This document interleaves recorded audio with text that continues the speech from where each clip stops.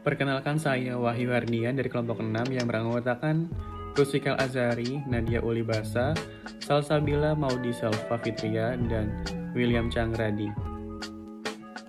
Dalam kasus ini saya menemukan 4 klaim. Yang pertama adalah klaim faktual, yaitu penimbunan minyak goreng yang dilakukan oleh distributor.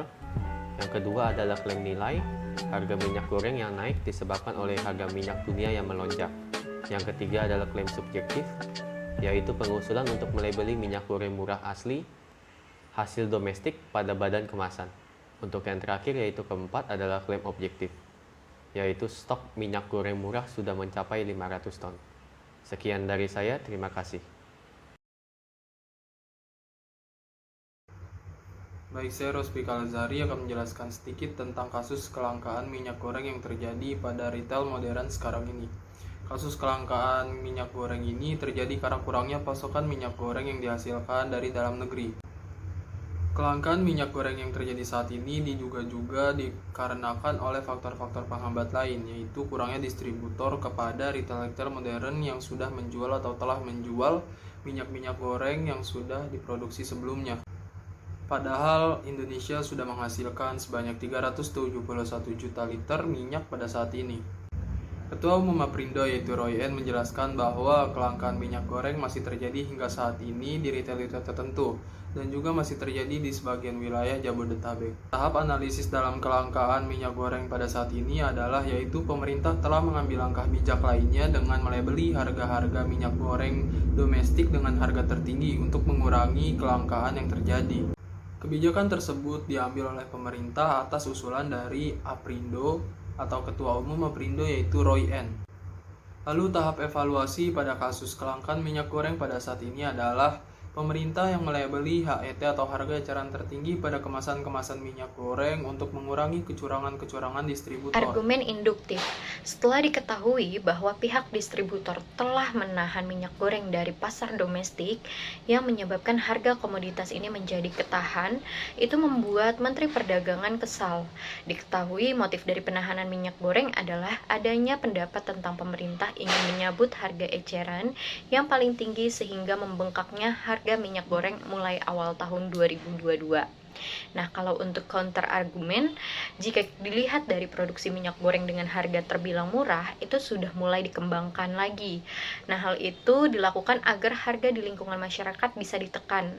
Akan tetapi, sampai dengan saat ini, harga minyak goreng itu masih terbilang belum ada perubahan dari sebelumnya dan kadang tidak menentu atau tidak stabil. Baik, di sini saya akan juga memberikan 5 contoh dari 5 pola deduktif spesifik, yaitu ada modus ponens, ada modus tollens, ada silogisme hipotesis, ada silogisme disjungtif, dan juga ada argumen dilema. Contoh dari modus ponens adalah apabila harga minyak terus meningkat, maka akan mempersulit banyak warga di Indonesia. Dan nyatanya harga minyak terus meningkat dan akhirnya banyak warga Indonesia yang dipersulit. Contoh dari silogisme hipotesis adalah apabila ditemukannya banyak kecurangan pada distributor-distributor sudah dapat dipastikan kelangkaan minyak benar-benar terjadi. Dan belakangan ini banyak ditemukan kasus-kasus kecurangan pada distributor yang tentu saja sudah dipastikan harga minyak benar-benar meningkat. Selanjutnya adalah silogisme disjungtif, yaitu jika banyak warga Indonesia yang mengantri untuk membeli minyak di retail tertentu, maka sudah dipastikan keberadaan minyak sekarang ini benar-benar langka. Dan dapat kita saksikan bahwa benar terjadi banyak warga Indonesia yang mengantri di retail-retail tertentu dan dapat dipastikan harga minyak benar-benar meningkat. Baik, selanjutnya adalah argumen dilema, yaitu apabila pihak-pihak berwajib tidak memiliki solusi untuk kedepannya atas kasus kelangkaan minyak goreng yang terjadi saat ini, maka pihak-pihak wajib tersebut dianggap lalai dan tidak peduli atas kasus yang sedang terjadi. Perkenalkan, nama saya Salsabila Maudi Selva Fitria dengan NIM 010452100096. Di sini saya akan menjelaskan contoh argumen induktif spesifik. Argumen induktif spesifik ada 3 contoh. Yang pertama itu argumen analogi. Argumen analogi adalah argumen yang menurunkan konklusi atas dasar kesamaan. Analogi bukan suatu pembuktian, tetapi suatu sarana. Contoh dari analogi, pada Lebaran tahun ini pemerintah menaikkan harga minyak goreng. Saya ingin membeli minyak goreng dengan jumlah banyak, karena di rumah saya ada pengajian. Karena harga naik menjelang Lebaran, saya mengganti dengan cara memanggang makanan. Yang kedua, argumen generalisasi. Argumen generalisasi adalah proses kesimpulan yang digunakan secara umum melalui suatu kejadian hal yang sebagainya.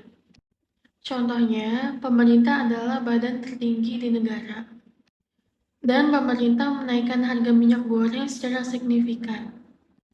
Karena bahan bakar di dunia juga naik, menyebabkan kenaikan di seluruh dunia. Yang ketiga yaitu argumen kausalitas. Argumen kausalitas merupakan sebab akibat yang ilmu dan pengetahuannya secara otomatis diketahui tanpa membutuhkan pengetahuan bahwa setiap kejadian memerlukan kepastian, serta diterima tanpa ragu dan tidak memerlukan sanggahan. Contohnya, harga minyak goreng naik membuat meresahkan ibu rumah tangga. Agar menambahkan minyak goreng adalah bahan pangan, dapat membeli di toko sembako dengan harga yang jauh lebih murah. Sekian dari contoh argumen saya, terima kasih. Kesesatan berpikir informal adalah kesalahan dalam percakapan biasa dan kadang-kadang disebut kesesatan bahasa. Pada artikel berita yang saya baca terdapat kesesatan informal argumentum ad misericordiam. Argumentum ad misericordiam adalah meminta belas kasihan.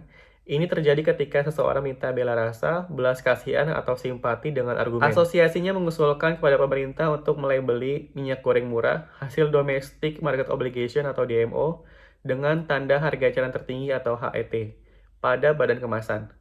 Langkah itu dilakukan untuk mengurangi praktik penimbunan yang dilakukan sebagian distributor nakal. Yang kedua adalah argumentum ad populum.